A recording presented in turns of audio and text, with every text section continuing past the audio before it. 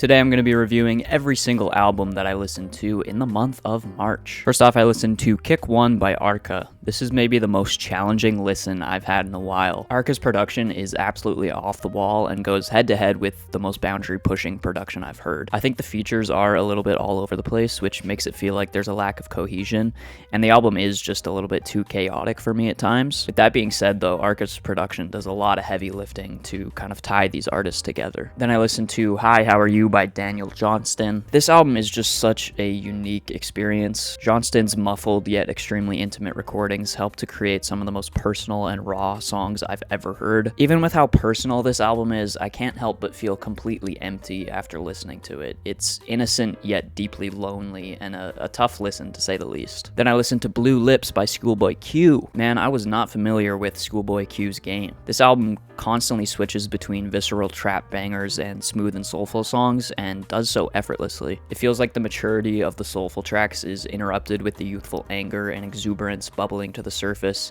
even sometimes doing so within the same track. The second half of this isn't nearly as good as the first half, and some of the mixes feel a bit messy, but for the most part, this is a really well crafted and fine-tuned experience. Then I listened to Transatlanticism by Death Cab for Cutie. This is an indie rock record that feels extremely ahead of its time. The amount of indie rock from the 2010s that sounds just like this is kind of insane, and it's really a testament to how fantastic this songwriting is. Ben Gibbard's vocals are pretty much ingrained in my brain at this point, with songs from this album being a big part of my life growing up. Revisiting this album just feels like seeing an old friend. Then I listened to Doa by Eric DOA. God, the vocals on this thing are rough. There's absolutely no subtlety to this guy's performances. There's no dynamics, emotion, or range. His vocals just kind of blare in at this one consistent volume, and it's really headache-inducing. There's some beats that actually go pretty hard here and some fun grooves, but man, the sloppy presentation ruins any slight charm that production brings. Then I listened to Underdressed at the Symphony by Faye Webster. For an album that takes some strange risks, this whole experience just comes off as extremely boring background music, occasionally propped up by some soothing and meditative instrumentals, and occasionally ruined by Faye's aggravating vocal delivery. Then I listened to Two Star and the Dream Police by Mick G. With the exception of a couple underwhelming tracks, Mick G does such a great job of crafting atmospheres that are skeletal,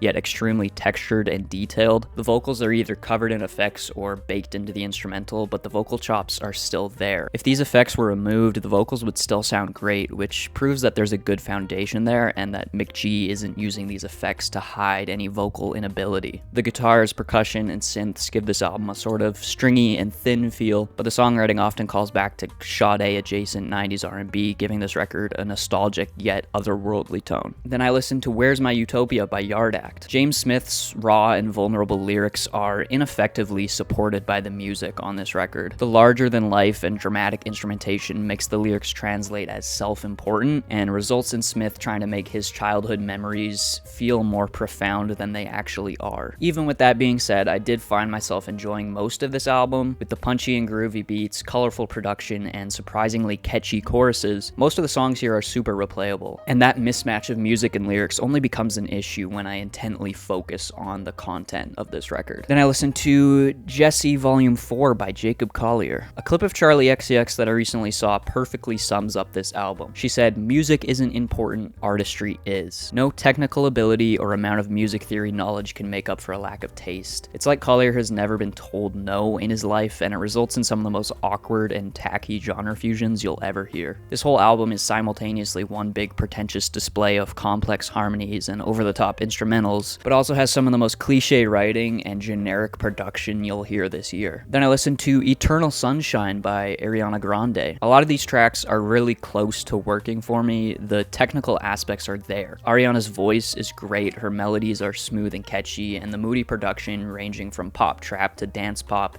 is usually done well. However, a lot of these tracks just don't have much personality to them. The writing feels uninspired, and any interesting ideas this album presents are usually short-lived. Then I listened to Girl with Basket of Fruit by Shoo Shoo. This just kind of has me at a loss for words. I don't know what to say other than this is just some of the most horrifying crap I've ever heard, but I loved it. Then I listened to A Promise by Shushu. A lot of this album feels like I'm interrupting a personal moment that I shouldn't be. It's rare that an artist will get this raw, intimate, and personal and be willing to share it with the masses. That fact itself is admirable, and it's just an added bonus that the music is insanely well crafted, brilliantly produced, and excellently paced. Then I listened to Speaking in Tongues by Talking Heads. The eccentric vocals and catchier songs make this a more fun listen than Remain in Light, but it rarely feels as cohesive and boundary pushing as that record. Then I listened to Jaguar 2 by Victoria Monet. Calling back to 70s soul but combining it with a modern punch, Monet's Grammy-winning record oozes charisma and confidence. The smooth melodies and the hard-hitting drums contrast nicely with the dreamy guitars and agile bass lines. The hype with this one is understandable, and while there's some lifeless grooves and some writing that feels too calculated, this thing is mostly great. Then I listened to The Clash's self-titled record. This rarely reaches the explosivity, vibrance, and eccentricity of London Calling. There's a couple tracks I'll return to here, but for the most part, it's pretty tame. Then I listened to Psychos by Young Lean and Blade. The best thing this album has going for it is its general aesthetic and vibe. It's clear Young Lean and Blade had a clear vision of what they wanted, as a lot of these tracks bleed into each other and successfully create a mood piece, but the actual execution leaves a lot to be desired. A lot of these mixes are headache-inducing and come across as incoherent mush rather than the transportative atmospheres they're going for. Even if I was able to forgive the rough mixing, the songwriting is flavorless as well, with a lot of the lyrics coming across as fake deep and Blade and Young Lean being rather uninteresting melodically. Then I listened to Deeper Well by Casey Musgraves. This album's biggest issue is its disconnect with a genre that should be rustic and natural. The vocals on this are the complete opposite of that, with audible vocal splicing and cuts and egregious auto-tune. These artificial vocals aren't present on every track, and there's even some sweet instrumental moments in writing, but for the most part these tracks kind of all blend together and don't strike me as all that memorable. Now, I don't know how to say this title at all, but this is Zaj... whatever by September. You see it on the screen. This is a record from a Slovenian jazz fusion band that I just randomly stumbled upon. If you want some fantastic organ work, speedy grooves, and some powerful vocals, check this thing out. Then I listened to Impressions for Headphones by Brian Green. This is a very calming, dreamy, and lo-fi, yet texturally warm record. The guitar work on here is great, as it often opts for very contemplative rhythms, but combines it with really interesting jazzy progressions. The synth work is often whimsical and spacious. The mixing as a whole is really cozy, yet spacious, and is just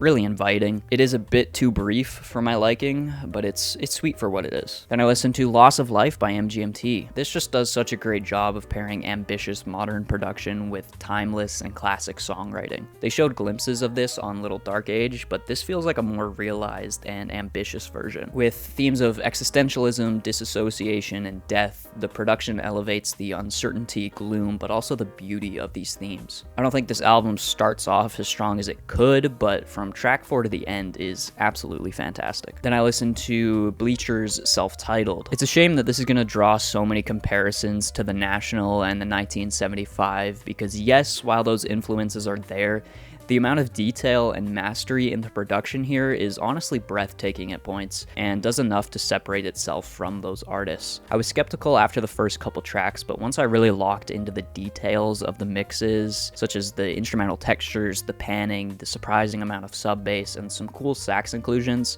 there's quite a bit to enjoy with this record. The vocals are definitely the weakest aspect though. It doesn't feel like there's any star presence or charisma at the forefront, which does make it fall flat at points. Purely from a sonic standpoint though, this is one of the best produced albums of the year, and maybe the best engineering on an album this year as well. Then I listened to Worldwide Whack by Tierra Whack. This is my first time listening to Tierra Whack, and from what I understand, her debut was a lot more silly and fun than this one. Interestingly enough, I find the vulnerable and serious moments on this record to actually be the best part of it. The real problem is just the minimal production and lackluster song structures. Then I listened to Bright Future by Adrienne Lenker. Adrienne Lenker is back and has taken her songwriting to another level. The opening track lets you know exactly how emotionally heavy this record is going to be, With its extremely slow-paced and pained piano chords and heart-wrenching lyrics, it's a bold way to start off the record and might just be one of her best songs ever. However, this album isn't all just doom and gloom. The variety of moods within the emotional weight is what makes this album so great. There's the visceral writing and insistent vocal delivery on Vampire Empire, but just 3 tracks earlier you get the playful and joyous Fool. The raw and stripped back production allows Adrian's stellar writing to be at the forefront, but also takes hold when it needs to. The middle section of this record is where it runs into some problems. It gets a bit repetitive thematically, as themes that were previously covered aren't really explored in new and interesting ways. That being said though, I think this is Adrian's most well-written, ambitious, and striking album yet, and is definitely up there in Album of the Year contention.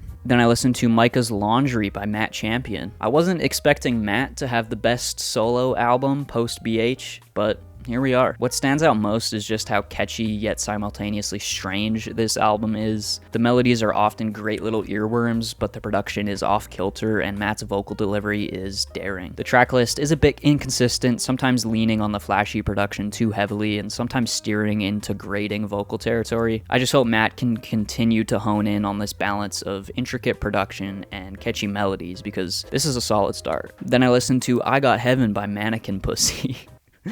Sorry, I'm 5 years old. I can't not laugh while saying that name. This is just really catchy, hooky, and well produced. The drums are punchy, the guitars are thick, and the vocals are passionate. I just think the drastic switch-ups from the heavy stuff to the more dreamy stuff is a bit jarring. They do both sound well in isolation, but there's just a lack of transitional fluidity between these styles. And lastly, I listened to Mos Def and Talib Kweli are Blackstar by Blackstar. This feels very of the time, but it's just the absolute pinnacle of hypnotizing and rugged production, brainy bars, and stone cold delivery. And there you go. That's every single new album I listened to in the month of March. Let me know your thoughts down below. Leave a like, subscribe, and I'll see you guys in the next video. Peace out.